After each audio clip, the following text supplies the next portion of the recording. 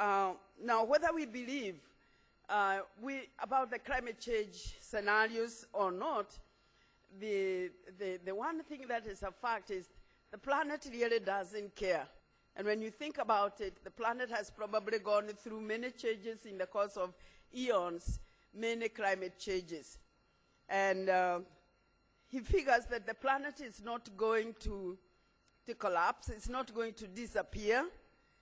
And so perhaps we should not be worried too much about the planet. And quite often when we speak in terms of we want to save the earth.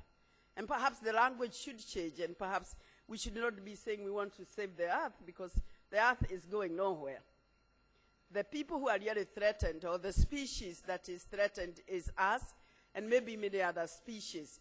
But I'm quite sure many species will adapt very quickly, and they may be able to survive. And so the challenge for us is whether we as a human species will be able, enough of us anyway, will be able to adapt quickly enough to survive. The first person I heard talking about overconsumption and the need for us to deal with overconsumption was the Prime Minister Gro Harlem Brundtland. And that was back in the 80s in Norway. And it just amazes me how slowly these issues change or move. And it's in a way to encourage us not to give up or to feel like we are not going anywhere. We have come a long way. And although we are still talking about overconsumption and we are still talking about sustainable development 20 years on, it's just an emphasis of how long it takes for us humans to change the way we live and the way we think. Because it's us who have to change. And even back in the 80s, we were still being told, yes, some parts of the world are over-consuming. They are still over-consuming. Some parts of the world are poor. They're still poor. And the talk is still, we want to get rid of poverty. Well, I can tell you that poverty is just increasing. Now, it is possible that the developed world may not feel threatened by climate change as much as the Maldives, for example, because they have the technology, they have the capital, they have the knowledge, and they have all the techniques. As was mentioned, the conference on new and renewable sources of energy was first held in Nairobi in 1981. And these technologies were already known. And many governments have been developing them. So there are people who are ready to roll them out. There are governments that are ready to roll them out. But for those of us who really are in poor countries, who have to buy this technology, who don't have the money, who don't have the knowledge, we really feel extremely threatened.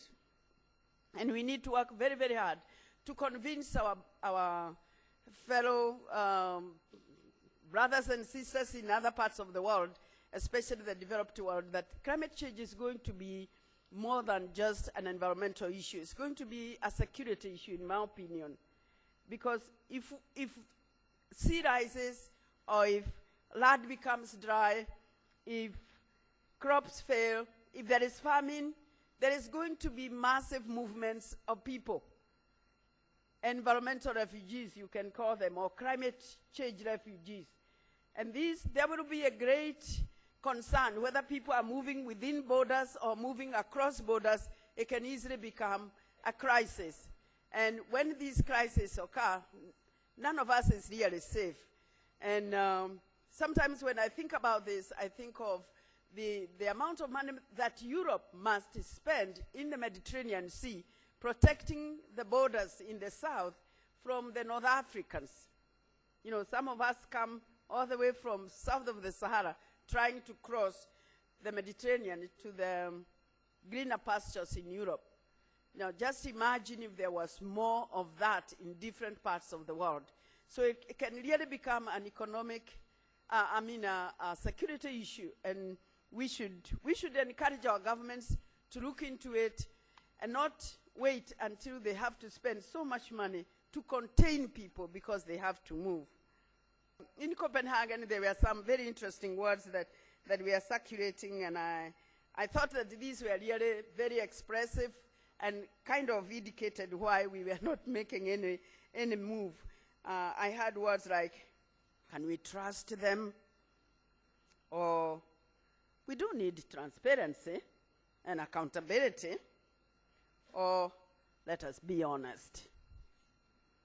Or, human rights must be respected, especially of the indigenous peoples. Or, how do you deal with corruption? Or, we need responsibility from these people. There are others worse than us. So these terms became very important in the negotiations, and although they did not go into the documents, they are very telling, because they show that there is a lot of mistrust among our leaders, and there's lots of questions that are still being asked, but of course, as diplomats, they don't ask each other these questions.